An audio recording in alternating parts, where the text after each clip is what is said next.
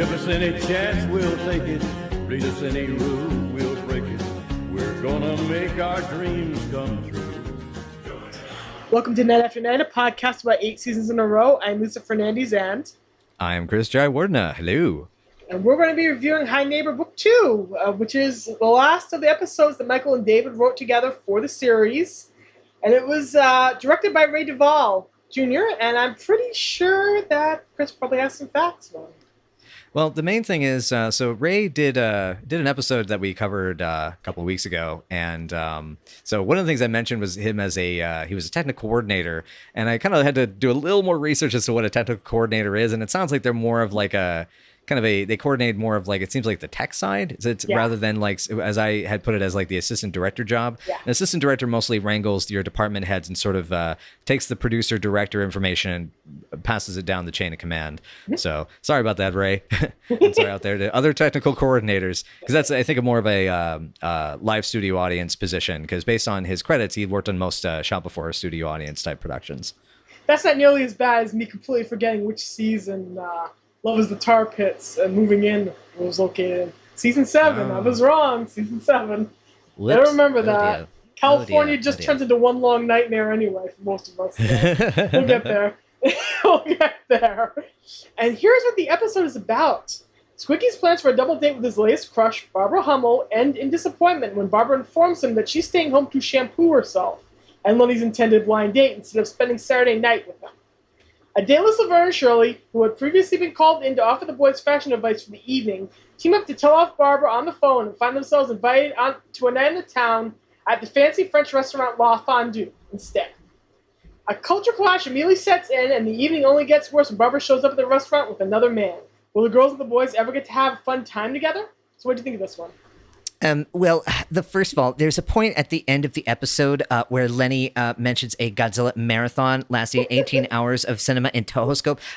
If this season took place in 1958 or 1959, there were not enough films currently at that time. And so I'm very, very upset and going to be filing a complaint with the network about this error. Where are your winged Appaloosas? Where are your winged Appaloosas? Let me put it this way. There was Godzilla Raids Again, Rodan, the Mysterians, and Varen the Incredible were like the only ones. And I don't even know if Varen had even been released by this time in the US. Let me just double check. I actually have I have Wikizilla up so I can take a look. Yep, Varen the Unbelievable was released in 1962. So yeah, there. Yes, when it comes to kaiju movies, I will be a pedantic nerd about these things. Yeah, because we're somewhere in, roughly we're in 1958, 1959 here. We're somewhere along that divide. The new decade turns over in the middle of season 3. It becomes 1960. Okay. We have a whole New Year's Eve episode coming up next season. Yeah. So what else did you think about the episode? So aside from that, I remember you mentioning really wanting to have me see it, and I enjoyed it. I love how McKean and Lander have this way of writing the characters that is, they're not trying to get a joke every 3 seconds. They allow, they sort of get these nice little lows that build up to a bigger laugh in a way, because it really naturally comes from the characters rather than them having to blurt out a line. So this is a really satisfying episode in that regard. There's these, it's not to say there's not good mile a minute, banter. I mean, when they get to the restaurant, my God, there's all this stuff in French, and what about this this thing for $12, and you see Lenny's face like, His facial expressions. Michael's facial expressions as Lenny's sitting there squirming, embarrassed by Squiggy, embarrassed by himself, just wanting to die like half the time when he's not shoving pork chops into his mouth. It's probably the most relatable thing many of us will ever see on this show. Absolutely. Michael's just great at it. He's just great at portraying this like squirming discomfort where he's just like being dragged to this nightmare. He's just watching everything just go down the drain his way. I love this episode. It's so good, and totally. I mean, it's a you point out like how, I mean, this is Lenny being a bro, that it's like they got the reservations, and he's even the one that brings up. Now we got Kosnowski and Squigman. He's trying to be the supportive friend. His buddy's going through a bad breakup, split. It's super cute. There's a lot of amazing character details throughout. So I really compliment the script in that regard, and I have to say, overall, all four of the cast, this is one of the best episodes with the four of them as the main focus. It's hysterical. And it's so cute. It's so cute. Yes. I mean, even just the details, like Jeffrey's on the wall, when you finally get to see the boys' apartment. Yeah. And their interactions, the banter, and I actually really like how Shirley is being really trying to be supportive for Squiggy. That it's be the better man, sort of you don't stoop to her level. She's trying to get a rise out of you. Don't fall for it. Pride, grace, and dignity. Pride, grace, and dignity. What I love about this is that, besides Lenny being the obvious wingman here, he's being a real stand-up guy. He doesn't know this girl he's been set up with. He's been dragged into it on short notice by Squiggy's own estimation. But he's going through all this, giving up half his paycheck, just because Squiggy's in love, and Squiggy wants Squiggy to be happy. So exactly. And then when the chance, springs up where they get to switch out and they get to go out with the girls, and that's even better. In a way. Right. At least he knows these girls. He knows these girls very well at this point. Right. Yeah. Yeah. I also was happy to see that Lenny clearly took industrial arts. That's why, if he's prepared, with his tool, his little pocket tool. Yeah. That was nice. That's very, very much him kind of field, where you could actually picture him excelling at that kind of thing. I love the difference between Squiggy being in love and the difference between Lenny being in love. We'll get to see that more and more and more as time goes on. Squiggy tends to get really, really, really, really, really, really, really kind of almost blinded and focused in and tamed in a way. See, as he even calls it tamed, he thanks the girl for taming him at some point. Oh my gosh. Yeah. Thank you for taming me. Direct dialogue. Oh boy. Oh. While Lenny kind of gets more anxious, more in a way, when it's not someone like Laverne where he knows almost what to do around her because he's known her since he was a kid. He gets more anxious, more concerned, a little bit more to make sure everything's actually flowing until he goes into the reel her in mode that we discussed previously. I think also the thing also you're bringing up is that with Squiggy is a sort of, it's not that he's in and out of it, it's that it's very intense, but it doesn't have this kind of deeper meaning, I guess I should say. It's there's almost a narcissistic or histrionic kind of quality to it, I mean that's kind of, let's put it a little more intensely, but with Lenny it's it matters. It really, whatever connection he has with somebody kind of matters. Any connection he has with anybody kind of matters. I mean, can you imagine, if he really genuinely hurt, say, Pop or Edna's feelings, I think he would be crushed, Yeah, in a way, yeah. He gets that way, definitely, by the time we get to California. That's very much a defining trait for him. You have to watch it develop over time, because you're a long way. By the end of the season, and by the time we're kind of getting into season 3, he's a long way from that guy who got drunk and threatened to throw the pizza oven in the middle of the street in season 1. Absolutely, which is that's the question: is it character development or is it writer inconsistency? I don't know how much of it is writer inconsistency. I can say he becomes more Squiggy's patsy as season 3 develops, and that kind of settles, and that's the characterization. He's more submissive Squiggy in that way. He's more, he's kinder and softer and very much sweeter. He's the really sweet guy that Laverne tells him he is in season 2, earlier on. Right. That kind of becomes, it kind of develops out. He's not that way at all in season 1, and I don't know how much of that is writer dictated. I don't know much of it's actor dictated, director dictated. That he becomes softer as time goes on. Yeah, that's cool. Yeah, and it's played up. I do think this is a great example of it with these characters. I find that these episodes with the 4 really work well, and I know that there's another one coming up in season 3 because we've watched ahead a little bit to prep our notes. But it's you see more of that growth. You see what happens when the characters are allowed to be a little more fun and natural, and just kind of relax. And the way, and like, as you're saying, like, there's even that delivery of the line, it's like, well, what would I do with a brain? Yeah. It's not mocking. It's more of like, I really don't understand what you're trying to tell me. Yeah. It's more factual. It's more like a factual statement of who this character is. Right. It's just contextually, it's hysterical. Yeah. This is the beginning of the Frank and Edna thing, so to speak. This is the first time they go out on a date together. Yes, I have my note. I have my note. Edna and Frank. Ah! That's my note about that. I think, in a way, it develops into something very cute. It's going to develop and change as time goes on. We'll be covering it all. I love that Laverne starts out like really like horrified by the entire situation. This is her initial impression. Yeah. That her father might be getting some is her horrified reaction. Right. And I love how Shirley seems super okay with it too. Like Shirley is super chill. It's just like, no, it's, because she's dealt with divorced parents for a long time that are going off living their own lives. And so she's adapted to that. Yeah. Laverne still, it's kind of interesting, Laverne has her own little fantasy world, which is the now, the present, the past, Don't ruin my preconceptions. Yeah.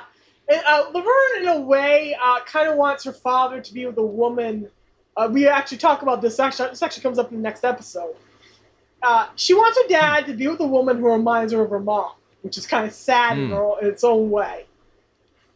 So when she sees very modern Edna, who takes no guff, no BS at all with her, tough as a box of nails, and she sees this woman who's kind of actually like her, being attracted to her dad. It's like, you're not the soft mother type I pictured. In a way you can't blame her. In a way you can't blame her. In a way, she gets with it. She gets with the program. But Shirley's very much there for romance in the first place, and because Frank's basically her substitute dad in a lot of ways. Mm-hmm. Yeah. We were talking about little details in the boys' apartment. I love that. Yes. Not only does Lenny keep his good shirt in a jar in the refrigerator. I was going to bring that up. I love that. Yes. I think this goes to this neat little iron. He's been saving it for years, just for a special occasion. Right. And they falls asleep in a crate because he can't find his good pants. And it's like right. The way I'll just stretch out my chinos. Yeah. The way the boys live is very much them. Like it's a little sloppy, a little disorganized. Nothing horrible about it. It's very just like unique. The ideas surrounding the way they live are unique. Nobody else would ever think to behave this way or live this way. You know what I mean? Yeah, and it reminds me of like what the kids on shows on Nickelodeon in the 90s, like what they would grow up to live as their bachelor pad or their bachelorette pad. Oh God, the kids from You Can't Do It on Television would live this way. Oh yeah, like that would be one. The kids from Hey, the kids from Hey Dude or Clarissa Explains It All. And, Clarissa's apartment would be way cooler than theirs. I mean, come on. You gotta say that much of Clarissa. Yeah. But I love that also that Squiggy just decides to drag the girls into this because they have absolutely no idea how to dress up for this occasion, what to wear, what to do. Yes.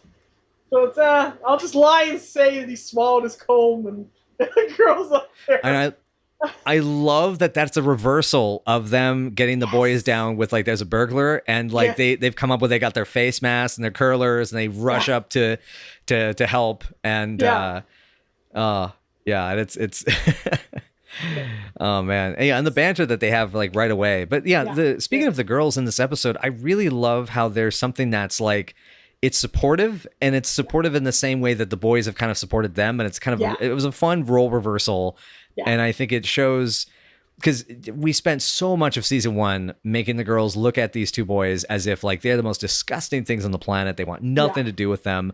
And now it's like, but they're like, I love when Squiggy gets dumped and Lenny's like, give her the business. And Laverne's like, yeah, do it, and is totally, and, takes the phone. And it's like, hi, it's like, they're so much better. They're such cuties. And Shirley is just, at this point, this is where the characterization sets in where she is too nice to be that mean. But Laverne will be that mean. She doesn't give a damn. Even to defend the boys, she does not give a damn. What's interesting here with the girls is the mixture of their repulsion when it comes to boys. Like, they swear they will never tell anyone they just went out on a date with these boys. They pinky swear Right. they will I solemnly never swear. I solemnly swear. I will never tell another living soul that I went on a date with Lenny and Squiggy. I'll sync that in post. I've seen it too many times, so I just don't know how it goes. They're kind of horrified by them on a level, but on the other hand, they have fun with them. They have a good evening. They have a darn good time. They get to even rebel against the man a little bit there. And then it ends with a kiss, which is something that they wouldn't willingly give them in season 1, that's for sure. But this time they actually willingly kiss them. This is the first time Laverne willingly kisses Lenny, and the first time that Shirley willingly kisses Squiggy. I can't remember any other times that Shirley willingly kisses Squiggy. Isn't there earlier? There's the one where they're trying to get the favor out of them earlier. Oh yes. I cannot remember what episode, but that's the one where Laverne does the neck thing, and the difference between Laverne and Shirley and their kiss technique. But I did like in this, you see how Shirley is really sneaky with the way that she gets to Squiggy, and he's taken off guard. He like freezes. Yeah. And then his leg pops. His leg pops up like a flamingo. It's great. And he has to slap himself. Yeah. Yeah. And Lenny is a mess, and he's just pounding everything. He's tearing up the tissue paper and marching out. It's amazing. He is so gone when that happens.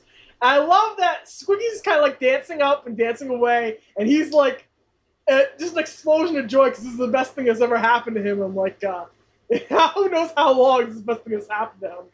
And the thing about the difference between the way the girls kiss them. Shirley kisses Squiggy, does it for a certain amount of time, and kind of flings him away from her. And Laverne just kisses Lenny, has her arms around him, and then finally lets him go. And that's again the difference between the girls. The difference between how they react. They're like, guys. And also, it's interesting because it also shows how they also define the power in their relationships too. Yes. That there's a because it's interesting how Shirley's control is very much about kind of push and pull. I mean, and you even notice that with her and Richie too, the Richie Cunningham cameo, episode. That's a bit. And then with Laverne, it's very much like she pulls you in. Yeah. And it's like, I have you now, and you're under my. She's more like a wit. It makes me think of Ursula, from Little Mermaid. You know what I mean? Seductress, the seductress versus the the commander, so to speak. God, I think Little Mermaid was my second movie I saw in the movie theater, and that explains a lot about me and my choices in women. That's interesting. No, that's interesting. That says something interesting I didn't know. Yeah, yeah. Mine was The Jungle Book. I don't know what that says about me. I want to marry Blue the Bear? Maybe. Well. Anyway, but back on track. The restaurant itself. One thing that also came up when they come into the restaurant. I love how colorful the production design is in this episode. Yes. The sets, the costumes. It is. This is like this explosion of color. Yes. In a predominantly 70s style, browns and beige and tan and maybe a little checker here and there. It's great. And oh my gosh, so I forgot, I thought I updated my notes here with things about the snooty waiter, because the snooty waiter, I love the snooty waiter. He is the best, and he's still with us, and I believe he's still active. I believe so. I recall you and I looked this up while we were watching the episode together. I'm gonna double check. Yes, he is best known as Jack Tripper's assistant on Three's Company. So that's right. Yes, that's right. I was gonna mention when you brought up color theory here. It's very 1950s in that pop of color. All the blues, all the purples that they use, all of the very bright, pretty shades that show up. And I meant to mention. The girls and the boys are color coordinated. Oh my gosh, you're right. Yes, they are. Yeah. Laverne's dress has purple and pink in it, and so does Lenny's jackets. And Shirley's dress is blue to match Squiggy's shirt. Wow. It's more obvious with Laverne and Lenny, though, even though I didn't notice until I watched this time. That was the first time that detail popped out at me. But they are color coordinated, and I thought that was amusing. I don't know if that was production or writer dictated, but that's really cool. Yeah, I thought it was cool. Right. And just before we get too away from this part of the topic, so Gino Conforti is the actor who plays the snooty waiter. He was in a short film in 2013. He is still alive. He's still kicking. Yes. He played a cardinal in Ron Howard's Angels and Demons, which is great. Which is the funniest thing I love about this show is that eventually, when you go through these people's IMDb's, they usually work on something related to someone who worked on the Marshallverse. Like, there's a lot of people who worked on Splash. There's a lot of people, like some of them even we're going to come to a writer pretty soon who actually was one of the co-writers on Jumping Jack Flash for Penny. Oh, that's so cool. It comes up a lot. But anyway, so that was cool. But yeah, so cool. Probably his delivery of those lines, because he knows that they're not self-aware enough to catch his sarcasm, and the way he milks that. Yes. It's so good. 50 cents, goody. Now Tiny Claude can have his operation. Goody. Goody. The way he says goody is just great. And the line, it's like, all right, we're done here. It's like, yes, I know. Yes, I know. I love the way they all try to help Squiggy with his heartbreak. All the different ways they try to do this. Lenny's solution is go beat her up. His immediate reaction is go beat her up.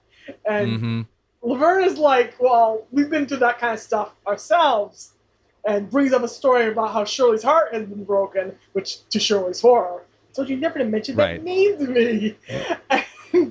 And Shirley just becomes her Shirley self and gives him mom-like advice. Right. Yep. Wise, sage advice. It's so sad how we see her become her mom in this season. It kind of breaks my heart. They'll continue in a way. Like, there are parts of her that are very Barb-like and parts of her that are very not. We'll get there. Like, especially season 4, season 5. In a way, she gets what she wants. In a way, she follows Barb's dream for her. We've discussed that before, but that'll be coming back up again. But there's a lot of beautiful details in that restaurant scene. There's so many, like them putting the napkins on their heads like their hats. Oh, yes. I knew they weren't hats. Get it off, get it off, get it off. And I love Lenny pulling the chair for Laverne, like right off and that's very, like, Lenny has this like expectation of like what he's supposed to be, what he's supposed to do, and you notice that the way he is, like, you know, the way he brings flowers, or he does, you know, this little details, and it's like that's so in character. He's more the traditional romantic, and Squiggy's like, no, fend for yourself. Right. And that's the difference between the two of them. And what you notice between their behaviors on this date, Squiggy is more Shirley's pal in a lot of ways, where he's offering, like, chop the lobster in half for her. You can have your half, you suck on a wing. Well, Shirley's horrified because it looks alive.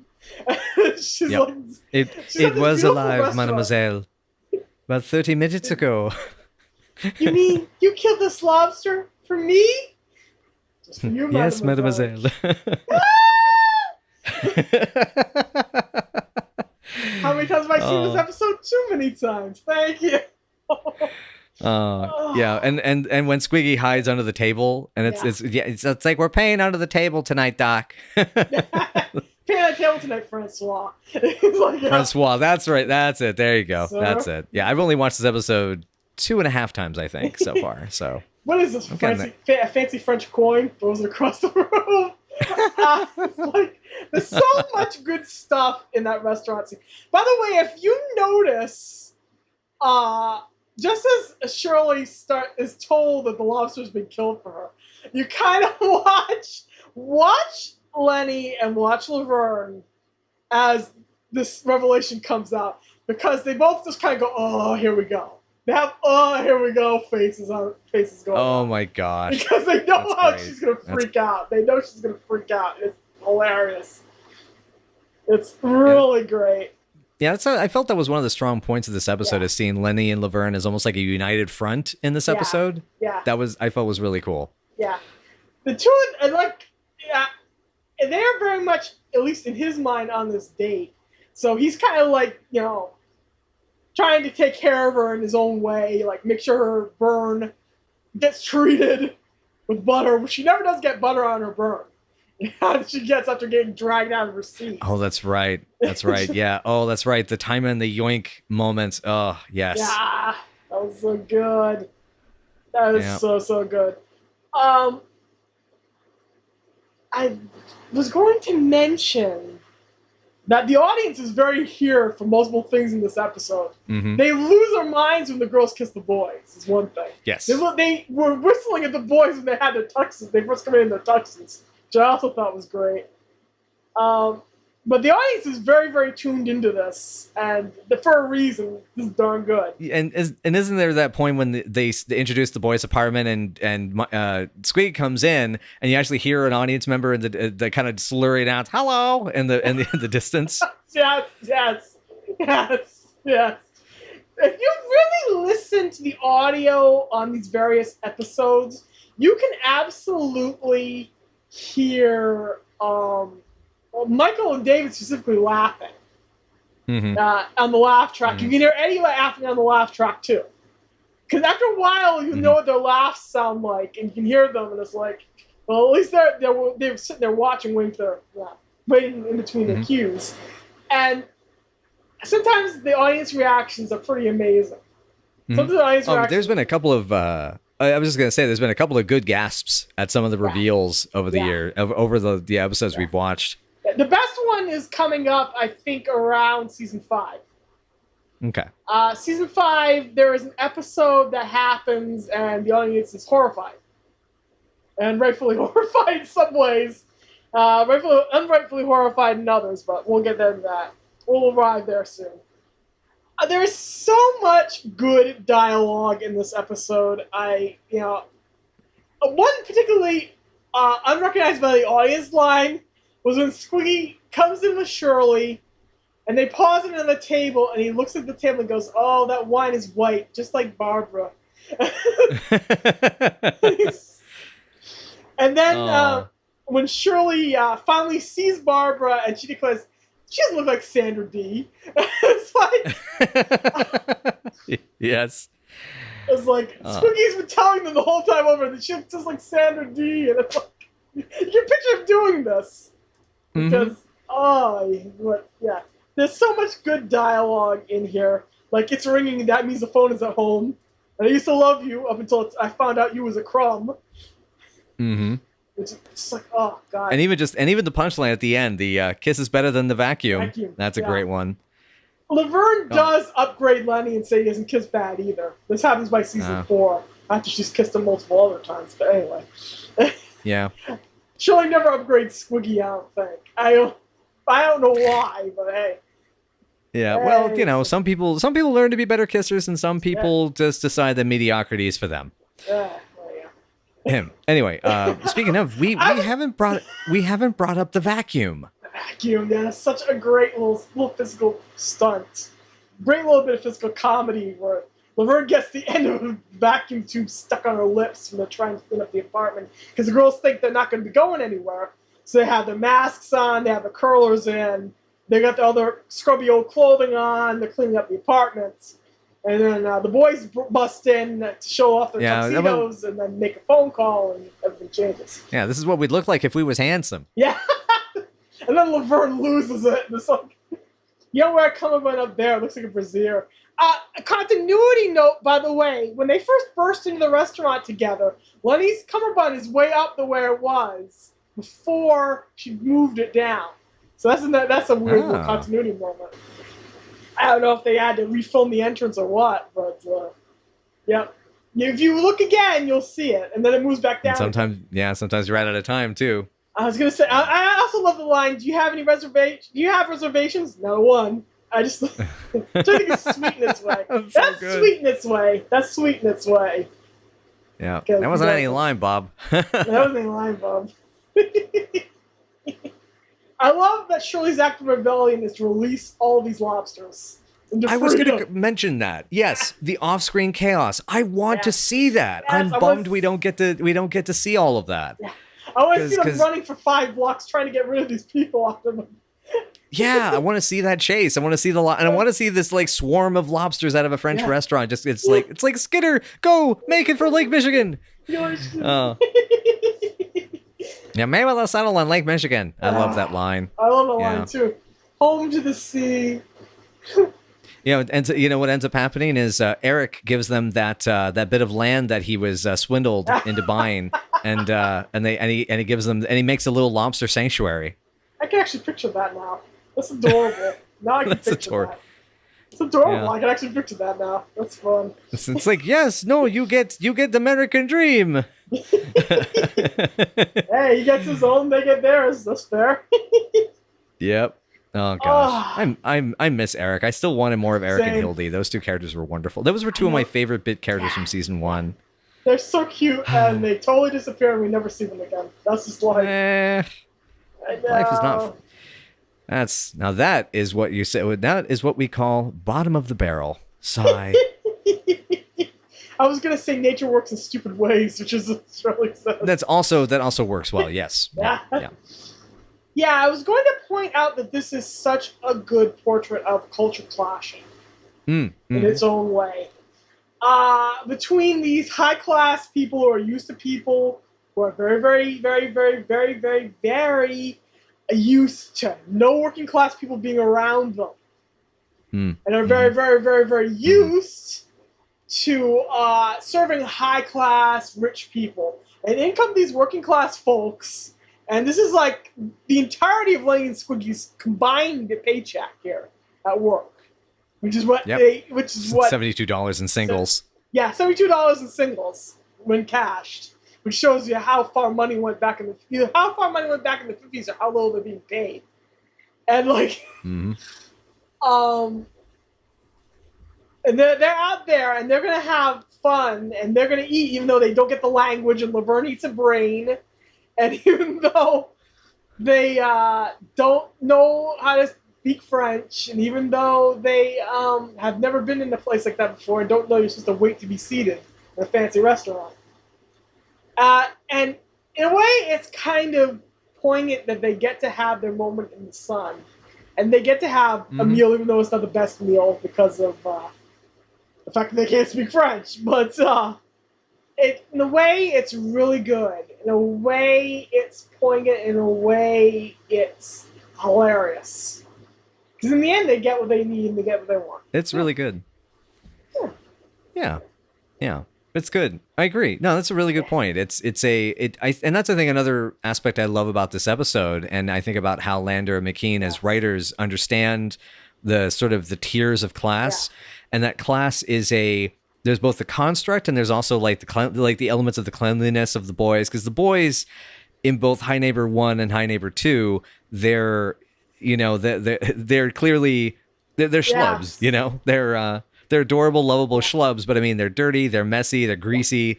The girls are like a peg, many pegs higher, and then beyond that is then the wealthier sort of side of things, and that it's kind of like. But it's also kind of like this sort of cultural trappings, these external trappings, but that at the end of the day, they're just people. And like, that's the interesting way. Like, I think getting to speak to the snoots in that restaurant scene, speaks to that. And it's always interesting seeing this clash of culture. I mean, I've been holding on to this story for a bit. I told you a little bit about this before, but this is a good segue. Because the whole thing of seeing these two couples go to the fancy French restaurant and they're taking in culture and stuff like that reminds me of this tale. I'd have to look up when this was. I want to say this is around 2005. In Portland, there's a place called the Clinton Street Theater. They're one of the longest running theaters to still be playing the Rocky Horror Picture Show once a week. They played prints of it before they finally stopped striking them for those types of showings. And a long time ago, they played this double feature of 2 Japanese movies, Battlefield Baseball and Living Hell. And Dad and I go because we love these kinds of movies. It's grindhousey kind of stuff. This is when we were like fresh out of watching Takashi Miike movies there. And if you're not familiar with who Takashi Miike is, Google that carefully. Oh, no. But yeah, anyway, we sit down, and these two couples get in about a row, 2 or 3 rows ahead of us. And these two couples, one's a bit on the older side, like in their like mid to late 50s, and the one's kind of younger, like early 40s or something. They're dressed up really nice, and like the gals are in dresses. They have lots of jewelry. The guys have cleaned up their hair. One's, and what's funny is they look like they're out of The Sopranos. Yeah. Like they look like mobster stereotypes. It's really amusing to me to see these two couples like this. And they settle in. It's like, all right, we're taking in a foreign picture for culture. I mean, I don't remember if they had an accent, but it felt like they probably spoke with an accent, like this, Jersey, Jersey Italian American accent, which, like I said, I mean, these were walking cliches. So Battlefield Baseball goes first. It's a goofy movie. It's totally comic book. The movie's goofball. They laugh their asses off. There's the zombie, baseball team. There's the, bodies getting blown up and exploded. I mean, when they say Battlefield, it's basically like Shaolin soccer, but for baseball in Japan, basically. It was super over the top. And then the second movie starts. And Living Hell is a kind of a really dark, cynical, almost Italian-inspired horror film about a kid in a wheelchair. I think he's in a wheelchair because he's in a car accident. And his long-lost quote-unquote cousin comes to take care of him in the day while he's at home and his parents are at work. And the cousin starts torturing him every single day. This couple, both these couples, gone after 20 minutes. They laughed their asses off through the first movie, gone in 20 minutes on the second one. And it just... And, of course, and Dad and I, we're grinning the whole way through the second movie because we're just like, oh, my God, this is fucked up. This is great. And that takes us into the mind of the horror fan, folks. It's like us.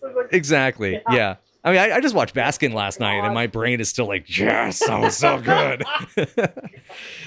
So anyway, but when I watched this episode, I couldn't stop thinking about those two couples and how they were kind of out of their element, and how they had a lot of fun with the goofy movie and did not have much fun with the really gruesome. And it wasn't even like very graphic. It was just conceptually, it was really warped.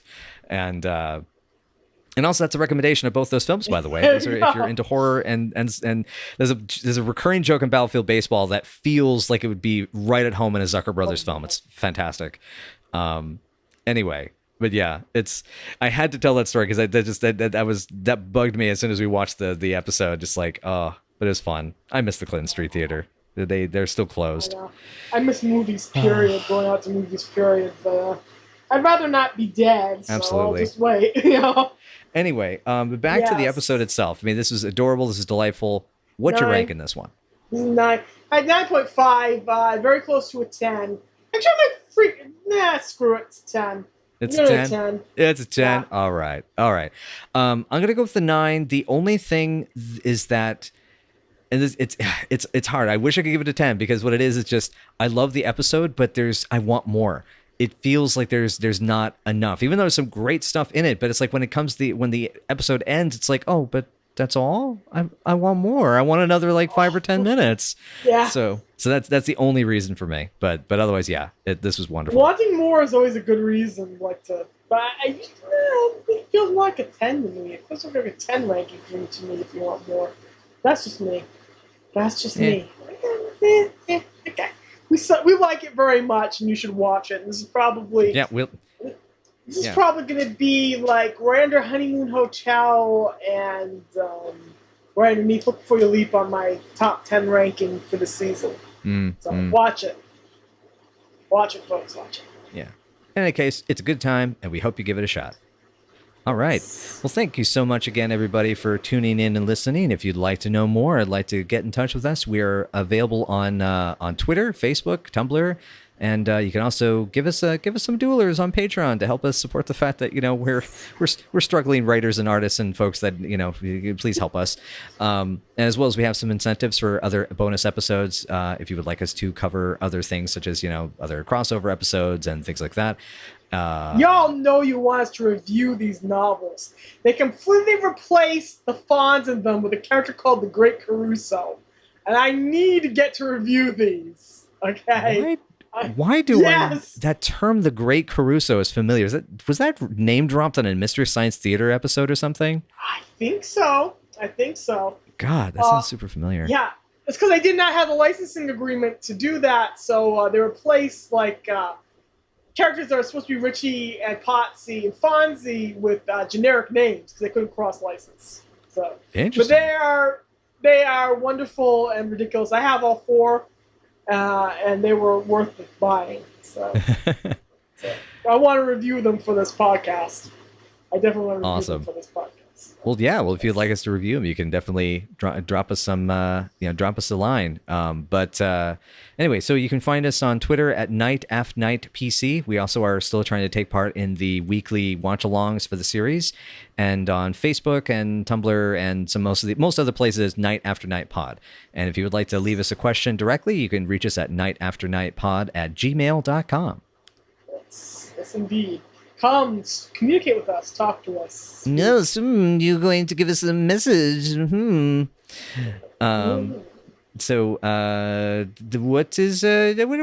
what's coming up next? What do we got? Frank picks a snooty woman up at a convention, and she proceeds to try to turn the pizza bowl into a fancy restaurant.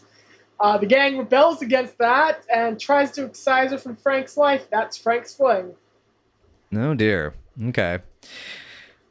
Well, as long as she doesn't look like Ellen Barkin, I think I'll be safe. Oh dear.